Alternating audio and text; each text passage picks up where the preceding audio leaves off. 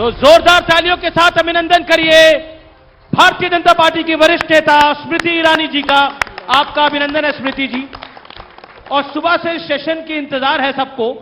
और जब मैंने सोशल मीडिया पे लिखा कि मैं आपका साक्षात्कार करने के लिए जा रहा हूं, तो सबने सवाल बहुत सारे भेजे हैं पूछने के लिए।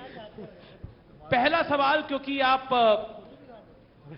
नेता भी हैं, एक बहुत बड़ी टीवी स्टार भी हैं, साबरमती रिपोर्ट एक करके फिल्म आई है और उसको लेकर बहुत से सवाल जवाब है। अभी कुछ देर पहले प्रधानमंत्री मोदी उस फिल्म को देखकर आए हैं और वो भी भावुक हो गए हैं।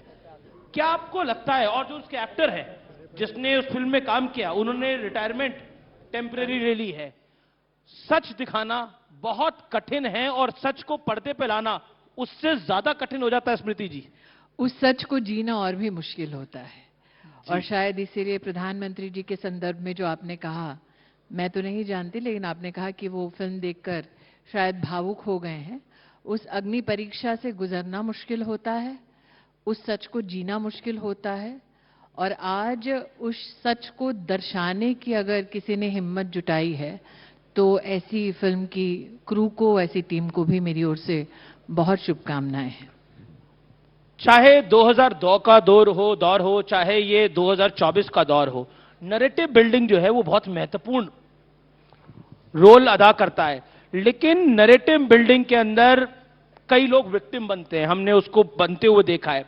क्या आपको लगता है कि जिस सच की बात हो रही है वो सच वाकई इतना कड़वा होता है कि कई लोगों को इतना अखरता है कि वो निश्चित तौर पर दूसरे व्यक्ति के परिवार को भी धमकियां देने लग जाते हैं? देखिए, कुछ लोग अपनी राजनीति सिर्फ नैरेटिव के आधार पर करते हैं। जितना मैंने प्रधानमंत्री मोदी जी को देखा है, गुजरात के मुख्यमंत्री से लेकर अब प्रधानमंत्री की उनकी यात्रा को, उनकी राजनीति कभी भी नैरेटिव बेस्ड नहीं हुई है। उनकी राजनीति हमेशा डेवलपमेंट के आधार पर रही है। और जब डेवलपमेंट का, विकास का कोई तोड़ ना हो, तो इस प्रकार के नैरेटिव गढ़े जाते हैं कि आदमी टूट जाए अगर मुद्दा ना टूट पाए।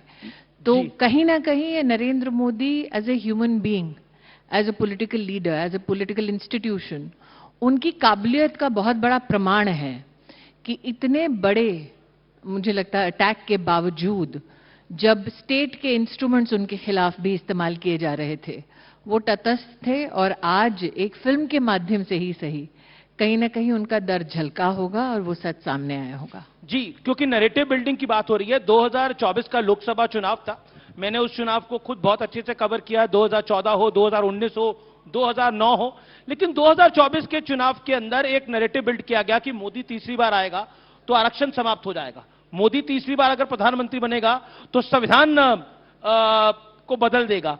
क्या आपको लगता है उस नैरेटिव ने बीजेपी को एक बड़ा नुकसान दिया? और उत्तर प्रदेश हो चाहे महाराष्ट्र हो, सीटें बीजेपी की कम हुई। मुझे लगता है कि अगर आप 2024 का चुनाव विशेषतः 2014 के नजर से देखें, तो 24 का चुनाव तो नामुमकिन सा था। इनफैक्ट 24 ही क्यों, 19 में भी नरेंद्र मोदी का जीतना लोगों को मुमकिन लगता ही नहीं था। कुछ लोग जो विपक्ष में आज भी हैं, 3 बार लगातार, उन लोगों का यह मानना था कि 14 भी मोदी के लिए मुमकिन नहीं है। तो 14 से लेके 24 तक का ये सफर नामुमकिन को मुमकिन किया मोदी ने। और जहां तक 24 के चुनाव की बात है, मैं इस बात से अपने आप को दरकिनार नहीं करती कि नेगेटिव नैरेटिव जो विपक्ष ने गढ़ा, कई लोग उसके अधीन हुए, कई लोग उसके विक्टिम बने। लेकिन हाल फिलहाल में जो चुनाव में आप परिणाम प्रदेश सरकारों में विशेषता देख रहे हैं, वो इस बात का आपको साफ संकेत देता है कि नरेंद्र मोदी ने विकास की जो गाथा हमारे देश में गठित की है, उस पर लोगों को निरंतर विश्वास है। अच्छा स्मृति जी, आप भी बड़ी डेयरिंग हैं। आपने कपिल सिब्बल के खिलाफ चुनाव लड़ा, फिर आपने राहुल गांधी के खिलाफ चुनाव लड़ा। क्या आपको लगता है 2009 का चुनाव, 2014 का चुनाव, 2019 का चुनाव, 2019 में तो आपने राहुल गांधी को सीधी लड़ाई में हरा ही दिया, और 2024 का चुनाव, क्या आपका अनुभव क्या कहता है? मेरा अनुभव ये कहता है कि बहुत कम लोग ऐसे हैं जो दिल्ली की सड़कों से उठकर देश के राष्ट्रपति के समकक्ष, देश की कैबिनेट के मंत्री होने के नाते खड़े होने का सौभाग्य प्राप्त करते हैं। बहुत कम लोग ऐसे हैं जो मीडिया में भी एक खिताब पाते हैं और राजनीति में भी छाप छोड़ते हैं। बहुत कम लोग ऐसे हैं, और मैं इसमें महिला पुरुष का भेद नहीं करती, क्योंकि अगर आप अमेठी का ही इतिहास देखें तो किसी भी नॉन कांग्रेस एमपी ने 5 साल कभी अमेठी में पूरे नहीं किए। तो बहुत कम लोग होते हैं जो 5 साल भी पूरे कर पाते हैं, बहुत कम लोग हैं, इनफैक्ट मैं शायद एक ही हूं पूरे देश के इतिहास में जिसने कांग्रेस के राष्ट्रीय अध्यक्ष को हराया है। जी, तो जब इतने खिताब पा चुकी हूं, तो एक हिंदी में शब्द है सिंहावलोकन, मतलब पलट के देखता है शेर एक बार जरूर कि उसकी यात्रा कैसी रही। तो मैंने जब पलट कर देखा तो यात्रा इतनी भी बुरी नहीं है। जी, लेकिन 2019 में आपने राहुल गांधी को हराया, लेकिन 2024 में आते आते बदल क्या गया नैरेटिव? जो बदला, मुझे लगता है पार्टी की चार दीवारी पर उसमें चर्चा जो मैंने की है वही पर्याप्त है। उसको सार्वजनिक रूप से छेड़ने से दो बातें होंगी। एक दिन जब सच सामने आएगा तो शायद लोगों को लगे कि आपने कल तो ऐसा कहा, आज ऐसा क्यों कह रही हैं। जी, तो कुछ सच आएगा सामने, आपको कुछ लगता है? चीजें ऐसी हैं जो पार्टी की चार दीवारी में ही बोलना उनको बेहतर होगा। आपने हाल ही के विधानसभा चुनावों की बात करी, लेकिन उन चुनावों में तो भारतीय जनता पार्टी कुछ में जीती, कुछ में बीजेपी का परफॉर्मेंस नहीं अच्छा रहा, लेकिन विपक्ष कहता है कि सब ईवीएम का खेल है, ईवीएम की वजह से सब कुछ हो रहा है। जीतते हैं वहां ईवीएम का खेला नहीं होता। वो जहां कहते हैं वो वो तो वहां पर जीत रहे हैं, वहीं पे ईवीएम का खेला मानते हैं। लेकिन मुझे ऐसा लगता है कि ईवीएम के ऊपर उनका प्रहार मात्र हमारे लोकतंत्र पर प्रहार नहीं है, नरेंद्र मोदी के legitimate right to serve the people of the country, उस पर प्रहार है। वो चाहते ही नहीं है कि नरेंद्र मोदी को कभी भी इलेक्टोरल लेजिटिमेसी मिले। बार बार नरेंद्र मोदी के नेतृत्व में भाजपा का चुनाव जीतना उनके लिए घातक है, उनके लिए सबसे बड़ा मुझे लगता है एक चुनौती का विषय है। इसलिए जब वो ईवीएम पे प्रहार कर रहे हैं, वो एक्चुअली नरेंद्र मोदी और नरेंद्र मोदी की काबिलियत पर, जनता के विश्वास पर वो प्रहार कर रहे हैं। वो भी जानते हैं कि उनका ये प्रहार या उनका ये एक दुस्साहस कह सकते हैं हम लोग, वो राजनीतिक मायने से, लोकतांत्रिक मायने से, कानूनी मायने से गलत है। ऐसा नहीं है कि वो जानते नहीं है। ऐसा नहीं है कि हम उनसे काउंटर सवाल नहीं करते। मैंने काउंटर क्वेश्चन पूछा एक विपक्ष के नेता से, उन्होंने बोला देखिए, उन्होंने पूरी क्रोनोलॉजी समझाई। उन्होंने बोला देखिए, अभी हरियाणा और जम्मू कश्मीर में चुनाव हुआ, हरियाणा जीत गए, जम्मू कश्मीर हमें जितवा दिया, फिर झारखंड हमें जितवा दिया, महाराष्ट्र हरवा दिया। ये क्रोनोलॉजी विपक्ष के नेता ने मुझे सुनाई, जो वो मैं आपको बता रहा हूं। ऐसा राजनीति में जो टिप्पणी करता है व्यक्ति, या तो वो निम्न स्तर की राजनीति करता है या तो वो निम्न बुद्धि वाला व्यक्ति है। तो आपको डिसाइड करना है वो दोनों में से क्या है। जी, लेकिन अब तो कांग्रेस पूरी ईवीएम को लेकर एक, जैसे उन्होंने भारत जोड़ो यात्रा करी थी। मुझे नहीं लगता कि कांग्रेस आज के राजनीतिक राष्ट्रीय स्वरूप में जेन्युइनली पॉलिटिकली हमारे देश में कंट्रीब्यूट कर रही है। जितना मैं देख पा रही हूं इस वक्त आचरण को, कांग्रेस के नेतृत्व के आचरण को, मुझे लगता है वो पोस्ट मोदी की तैयारी कर रहे हैं। उन्होंने कहीं ना कहीं मान लिया है कि जब तक मोदी है उनका चुनाव जीतना केंद्र में मुश्किल है। लेकिन फिर भी अब तो एक बड़ी यात्रा की तैयारी है उनकी। जैसे भारत जोड़ो यात्रा थी, वैसे ईवीएम कोई विरोध में होगा, वो बैलेट से चुनाव चाहते हैं। देखिए, यात्रा उन्होंने कन्याकुमारी से कश्मीर तक की, फायदा लेकिन हारे ना, विपक्ष में आज भी बैठे हैं। लेकिन वो तो 99 पे खुश है। यात्रा तो उन्होंने जलेबी को लेकर हरियाणा में भी की, लेकिन हारे। तो यात्रा करना उनका अधिकार है। खुश हैं 500 में से, वो उनका विषय है, हमारा नहीं है। मुझे लगता है कि हम या तो अपना दृष्टिकोण, अपना ध्यान राष्ट्र की उन्नति पे रखें या तो उनकी यात्रा पे रखें। मैं एक चीज इंटरेस्टिंग क्योंकि चुनाव को मैं जब 2024 के कवर कर रहा था, और ये मैंने बाद में कई बार सोचा, बीजेपी 240 सीटें आने के बाद परेशान थी और कांग्रेस 99 सीटें आने के बाद बहुत खुश थी। यही अंतर है दोनों पार्टियों के डिसिप्लिन में, दोनों पार्टियों के दृष्टिकोण में, दोनों पार्टियों की क्षमताओं में, कि हमारी पार्टी में भले ही आप तीसरी बार सत्ता में आ रहे हैं, तब भी आपकी पार्टी में संगठित रूप से लोग ये परिचर्चा जरूर करते हैं कि कहां कहां हमें और बेहतर प्रदर्शन करने की जरूरत है, कहां कहां हम अपनी ताकत को बढ़ा सकते हैं, कहां कहां हम अपने समन्वय को बढ़ा सकते हैं, अपने कोलैबोरेशन को बढ़ा सकते हैं। हरियाणा में आपको लगता है, आपके अनुसार हरियाणा और महाराष्ट्र में ऐसा क्या ट्रिगर करा कि बीजेपी को इतनी प्रचंड जीत मिली? और हरियाणा में तो तमाम पोलस्टर्स को, तमाम चीजों को धता बताते हुए बीजेपी की बड़ी जीत हुई है। देखिए, नरेंद्र मोदी बार बार कार्यकर्ताओं से एक ही गुजारिश करते हैं, एक ही निवेदन What triggered? करते हैं कि बूथ पर जाओ, जनता से बूथ पर जुड़ो। बूथ पर भले ही 5 घर हों, 6 घर हों, लेकिन हर घर जाकर निवेदन करो हाथ जोड़कर कि हमें सेवा का मौका दो। तो कहीं भी एरोगेंस कि हाँ नरेंद्र मोदी हमारे प्रमुख नेता हैं, उस बात का कभी भी अहंकार मत रखो। कभी भी इस बात का अहंकार मत रखो कि आज हमारे देश में 80 करोड़ नागरिकों को नरेंद्र मोदी और भाजपा की सरकार के चलते मुफ्त राशन मिलता है। कभी भी इस बात का अहंकार ना करो कि लगभग 40 से 50 करोड़ गरीब लोगों को आयुष्मान भारत योजना का उपहार सहयोग मिलता है। इतनी उपलब्धियों के बावजूद नरेंद्र मोदी बार बार कहते हैं कि आप एक एक घर, एक एक व्यक्ति, एक एक गांव, एक एक गली तक जाइए, हाथ जोड़िए, सर झुकाइए, वोट मांगिए, ताकि आप सेवा दे सके। जी। सत्ता के लिए नहीं, सेवा के लिए अच्छा, वोट एक मांगिए। एक बात, आपको उम्मीद थी कि महाराष्ट्र और हरियाणा में इतनी प्रचंड जीत होगी भारतीय जनता पार्टी की? आप महाराष्ट्र और हरियाणा दोनों में मेरा प्रेस कॉन्फ्रेंस चला लीजिए। जी। मुझसे ये सवाल तब किया गया था, विशेषतः गांधी परिवार की यात्रा को लेकर। तब भी मैंने हरियाणा में कहा था कि यात्रा लोकसभा में भी निकाली हारेंगे और यात्रा विधानसभा में भी निकाल रहे हैं तो हारेंगे। ऐसा क्या हुआ कि कुछ दिनों पहले लोकसभा चुनाव हुए, बीजेपी को उतनी सीटें उन स्टेट्स में नहीं मिली, लेकिन विधानसभा चुनावों में प्रचंड जीत मिल रही है? देखिए, अंततः आपको इस बात से सरोकार है कि क्या आप प्रधानमंत्री पद पर अपने कार्यकर्ता को विराजित कर पाए कि नहीं कर पाए।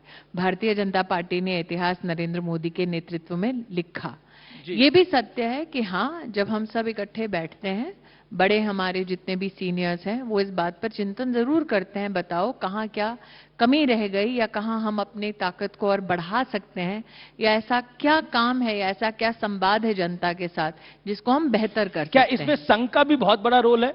मैं संघ की प्रवक्ता के नाते कुछ बोल नहीं सकती। मैं भारतीय जनता पार्टी की ओर से भी एक कार्यकर्ता मात्र बोल सकती हूँ। जी, मेरा अगला सवाल है आपसे। आप प्रधानमंत्री मोदी जी पर एक किताब लिखी गई है जिसके लिए आप लगातार यात्रा कर रही हैं, Modi law conversation for a विकसित भारत, जो डॉक्टर अश्विन फर्नांडिस ने लिखी है। क्या है उस किताब के अंदर, अगर आपसे अपने व्यूअर्स के लिए पूछूं? हम 4 राष्ट्रों में आज ही लौटी हूं आपके कॉन्क्लेव से 2 घंटे पहले। उसके लिए धन्यवाद। ओमान, कुवैत, यूएई और इंग्लैंड, इन चारों राष्ट्रों में मन की बात के ऊपर परिचर्चा हुई। भारतीय मूल के जितने भी वहां के नागरिक थे उनसे भी, और जो उस देश के मूलतः नागरिक हैं, विदेशी हैं, उनसे भी। उनके साथ चर्चा करने में इस बात का एहसास तो जरूर हुआ कि वो काफी इस बात से चकित थे कि एक हेड ऑफ गवर्नमेंट अपनी दिनचर्या में इतना समय निकालते हैं कि वो सीधा अपने नागरिकों के साथ संवाद करते हैं। विश्व भर में ऐसा कोई भी प्रधान सेवक नहीं है और भारत के पास ऐसी भूमिका में नरेंद्र मोदी हैं। ये चर्चा का विषय कम से कम 4 राष्ट्रों में मैंने इन्हें बनते देखा। दूसरा, जिन देशों के आपने नाम बताए सारे इस्लामिक कंट्रीज हैं, मुस्लिम देश हैं, मोस्टली सिर्फ यूके छोड़कर। लेकिन इसमें एक चीज और देखने को आई कि परिचर्चा के साथ साथ भारत की उपलब्धियां अब हम हिंदुस्तानी होने के नाते मात्र नहीं गिनवाते, वो सामने से अब इन परिचर्चाओं में खुद सवाल भी करते हैं और जवाब भी बनते हैं। तो to be an Indian in these times is very interesting, क्योंकि आप पहले एक दौर देख चुके हैं अपने मुल्क में, जब आपको जाके अपने मुल्क की उपलब्धियां बतानी होती थी, कई बार वाद विवाद होता था। अब बढ़ चढ़कर लोग और छोटे से छोटे तबके से आए हुए लोग भी हिंदुस्तान ने क्या क्या हासिल किया है, स्पेशली कोविड के वक्त, उसको आज भी मैं चर्चा में पाती हूं। जी, राहुल गांधी बहुत जोर शोर से जातिगत जनगणना का मुद्दा उठाते हैं। वो कहते हैं कि बीजेपी मोदी कुछ भी कर ले, हम करके रहेंगे जातिगत जनगणना। आपकी तरफ से योगी आदित्यनाथ कहते हैं बटोंगे तो कटोंगे, प्रधानमंत्री मोदी ने बोला एक रहूंगे तो सेफ रहूंगे। तो ये काउंटर पॉइंट है जो राहुल गांधी ने बोला। आप प्रधानमंत्री से क्या अपेक्षा करते हैं कि वो क्या बोले, एक ना रहो?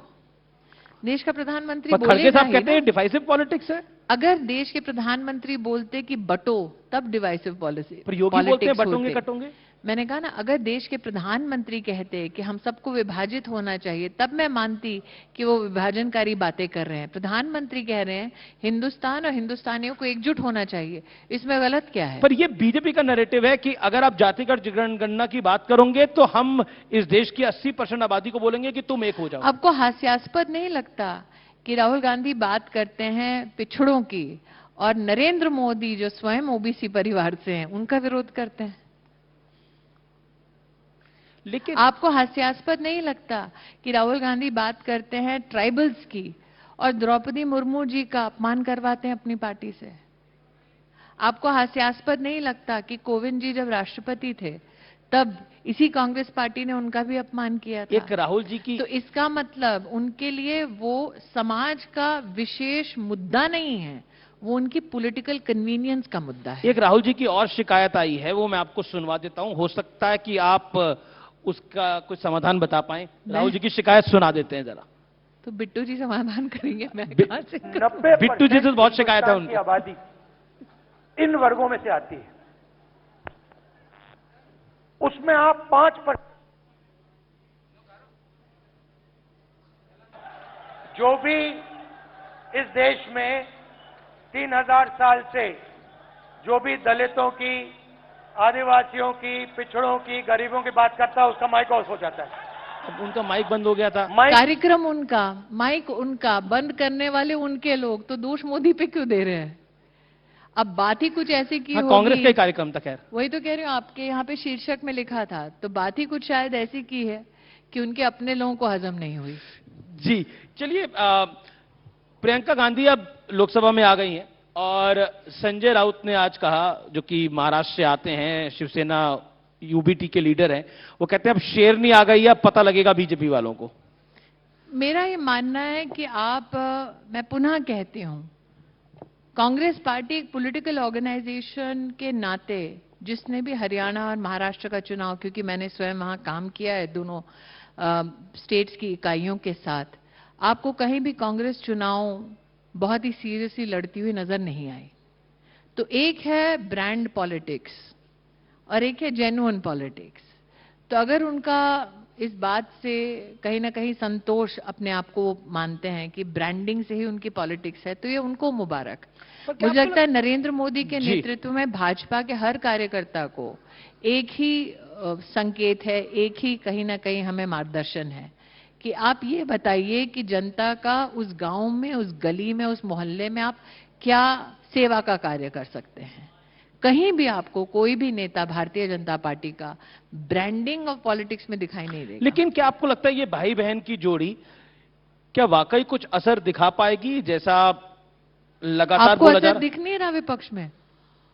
नहीं, देखिए विपक्ष वाले तो बड़े उत्साहित हो गए हैं कि प्रियंका जी भी आ वही तो गई कह हैं, रहे। वो भी घेरेंगी। एक ही पार्टी है जो विपक्ष में रहकर उत्साहित हो सकती है। जी चलिए, मेरा अगला इतनी अगला उत्साहित है कि सतत विपक्ष में ही बनी है। तो मुझे ऐसा लगता है कि आप मंत्रमुग्ध शायद मानते हैं कि लोग हो रहे हैं, लेकिन अंततः लोग एक नेता को क्यों चाहते हैं? इसलिए क्योंकि वो स्क्रीन पे अच्छे दिखते हैं, या इसलिए क्योंकि वो जिंदगी में बदलाव ला सकते हैं? आपने जिनका नाम लिया, उनके मुख से कभी भी इस देश के बारे में ठोस आर्थिक या सामाजिक पॉलिसी सुनी है, समाधान सुने हैं कभी? कभी नहीं सुने। आपको याद होगा, आपने आज से कम 4-5 साल पहले मेरा एक इंटरव्यू किया था। जी। मैंने तब आपको एक वादा किया था, जिस वादे को मैं पूरा कर पाई हूं। मैंने कहा था और कुछ करूं या ना करूं, इतना जरूर मैं आपको संभव कर दिखाऊंगी कि मेरी वजह से ये लोग अपने क्षेत्र में ज्यादा घूमने लगेंगे। वो वादा भी मैंने अपना निभाया जी।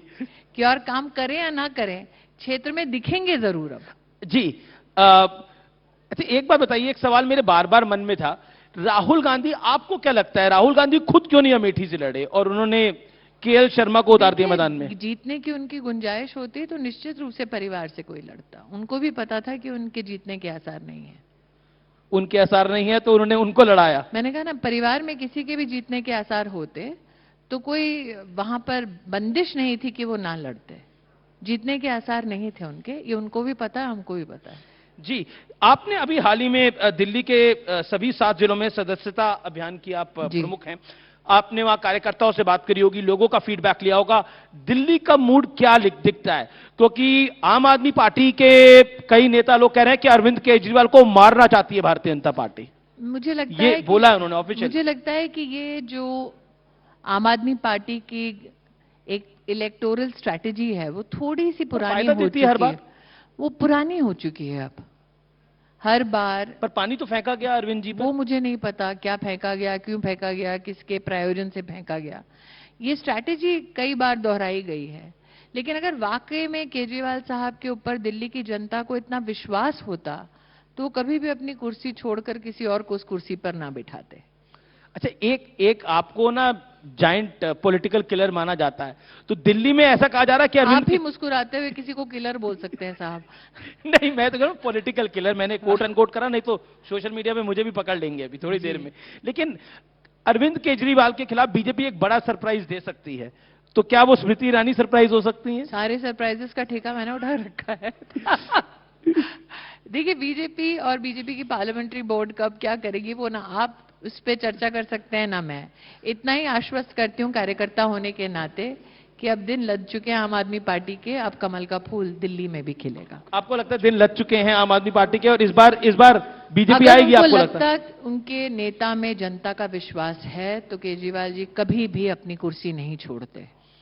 जी जी, लेकिन कई लोगों ने बोला कि आपने जो बीते दिनों आपने एक राहुल गांधी के बारे में बयान दिया था, वो बड़ा वायरल हो गया, जिसको लोगों ने बोला देखिए राहुल गांधी के बारे में आपके विचार बदल गए हैं। कैसे? अब वो कुछ वायरल हुआ, उसको लेकर बोला तो नहीं, एक बहुत अच्छे पत्रकार बंधु थे, उनको लगा कि मैं कैसे अपनी थोड़ी सी टीआरपी बढ़ाऊं, जी। तो मुझे किसी और चैनल के मालिक ने बताया कि उन्होंने एक क्लिप निकाली जी, और जी। कहा पता है स्मृति ईरानी ने कोई कॉम्प्लीमेंट्री चीज बोली है ताकि वो इंटरव्यू थोड़ा चल जाए। अब मैं भी समझती हूँ क्योंकि खुद मीडिया से रह चुकी हूँ कि टीआरपी बढ़ाने के लिए कुछ लोग थोड़े ना थोड़े नए ढांचे में अपने आप को ढालने की कोशिश करते हैं। लेकिन मेरा वक्तव्य बिल्कुल स्पष्ट था जी कि अगर आप राहुल गांधी की पूरी पॉलिटिकल स्ट्रैटेजी और जर्नी को देखें, पहले उन्हें लगा कि वो मंदिर मंदिर जाएंगे तो जनता का विश्वास और विशेषतः हिंदू समाज का विश्वास प्राप्त कर सकते हैं। जी। उसका मजाक बना क्योंकि उन्होंने गोत्र से लेकर मंत्रोच्चारण से लेकर पहनावे तक का एक मजाक बना दिया। फिर उनके समझ में आया कि अगर आप मंदिर जाकर प्रभावित नहीं कर सकते तो पूरे समाज को बांट कैसे सकते हैं। तो उन्होंने फिर अपनी जातिगत राजनीति का सबको एक कहीं ना कहीं एक प्रमाण दिया। तो मेरा ये कहना कि वो मेरे कौम को, मेरे मजहब को, मेरे धर्म को बांटने की कोशिश कर रहे हैं, वो कॉम्प्लीमेंट अगर किसी को लगता है तो उनकी बुद्धि को मेरा प्रणाम है। जी, लेकिन अब आप टीवी पे वापसी कर रही हैं, ऐसी लगातार खबरें आ रही हैं। एक शो शायद जिसकी टीआरपी घट रही थी, उनको लगा कि थोड़ा सा कैसे बढ़ा लें, तो तो कब से आ रहा है ये? नहीं, सबने एक दूसरे के साथ फेक न्यूज अच्छा, फेक न्यूज़ है ये। सर्कुलेट की। फिर कुछ पत्रकारों ने मुझे फोन किया, मैंने कहा भैया 25 साल तो हमें भी हो चुके हैं मीडिया में, अब मैं ना कहूंगी तो भी हेडलाइन है, हाँ कहूंगी तो भी हेडलाइन है। तो हाँ है या ना है अभी? अगर मुझे टीवी में वापस ही अगर आना होता तो मैं किसी और का पल्ला पकड़ के क्यों आती। जी जी जी जी, चलिए बिल्कुल आखिरी दौर है तो तस्वीरें इतना दम तो आज भी टीवी में रखती हूँ। एक तस्वीरें कुछ आ रही हैं, आइए दिखा देते हैं आपको। आइए देख लेते हैं पहली तस्वीर किसकी आ रही है। बेहतर सीएम कौन है इन दोनों में से? सीएम है कोई दोनों? नहीं, आतिशी जो सीएम है वो फॉर्मर सीएम है, आपको बेहतर कौन लगता है? मुझे लगता है आप कुछ महीनों बाद जब भारतीय जनता पार्टी के सीएम का चित्र यहां पर रखेंगे तो मैं आपको बता पाऊंगी कि यहाँ बेहतर चॉइस बीजेपी का सीएम है। जी, अगली फोटो देख लेते हैं किसकी आ रही है। संसद में पूरा गांधी परिवार, क्या आपकी टिप्पणी क्या है? One line. परिवारवाद का सबसे उत्तम उदाहरण, क्योंकि अगर वाकई में दलित क्रांति में वो मानते तो अपनी सीट छोड़कर किसी दलित को टिकट देते। आखिरी फोटो है, देखते हैं। अब ये आप ही की फोटो है और आपके दो अवतार हैं, Smriti Irani as a leader and Smriti Irani as a actor. वहां पर भी यूनियनबाजी करती थी तो लीडर दोनों जगह थे। लेकिन आपको पसंद क्या है? आपको कौन सा रोल ज्यादा पसंद है? देखिए, मैंने कहा ना अमीश जी, बहुत कम लोग हैं जो 48 की उम्र में इतना सब कुछ जी लेते हैं। तो मैं चाहे माँ के स्वरूप में हूँ, चाहे नेता के स्वरूप में हूँ या मीडिया पर्सनालिटी के स्वरूप में हूँ, अंततः मैंने जो शिखर प्राप्त किए, मेरे लिए वो सारे शिखर, और जहां शिखर प्राप्त नहीं कर पाई वो सारे लम्हे, वो सारे लेसन यादगार हैं। बहुत बहुत शुक्रिया स्मृति जी, इस मंच पे आने के लिए, अपनी बात रखने के लिए। बिट्टू जी हैं हमारे यहाँ साथ, आप कुछ पूछना चाहते हैं? बिट्टू जी, आपके माइक भी है, कुछ बोलना चाहते हैं आप? जी, खड़े होके। जी जी जी, बिल्कुल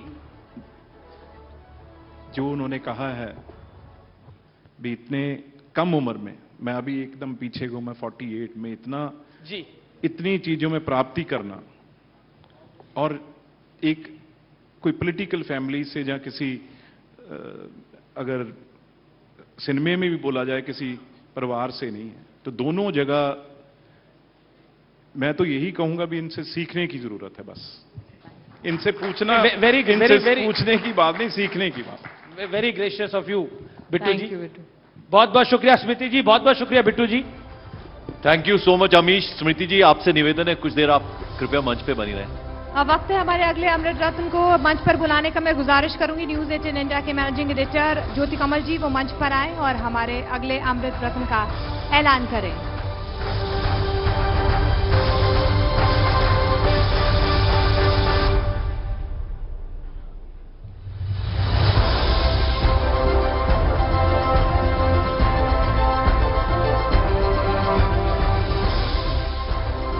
हमारे आखिरी अमृत रत्न आज के लिए, भारत की हजारों साल पुरानी संस्कृति उनके भावों में बसती है। उनका नृत्य कई दशकों से देश विदेश को मंत्रमुग्ध कर रहा है। हमारी अगली अमृत रत्न है देश की मशहूर शास्त्रीय नृत्यांगना, पूर्व राज्यसभा सांसद सोनल मानसिंह।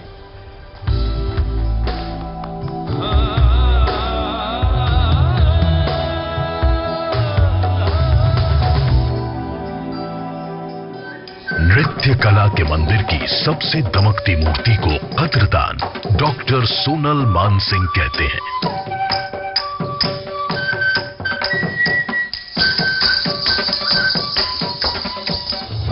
नाट्य शास्त्र को 5वें वेद का दर्जा सोनल मानसिंह जैसी नृत्यांगनाओं ने अपनी साधना से दिलाया है। सोनल मानसिंह का जन्म 30 अप्रैल 1942 को मुंबई में हुआ। मां पूर्णिमा पकवासा प्रसिद्ध सामाजिक कार्यकर्ता थी। दादा मंगलदास स्वतंत्रता सेनानी थे। बचपन में ही सोनल मानसिंह बड़ी दीदी के साथ डांस ट्रेनिंग लेने लगी थी। पहले नागपुर, फिर मुंबई में कई गुरुओं से मणिपुरी नृत्य सीखने के बाद सोनल मानसिंह ने भरतनाट्यम में प्रशिक्षण लिया।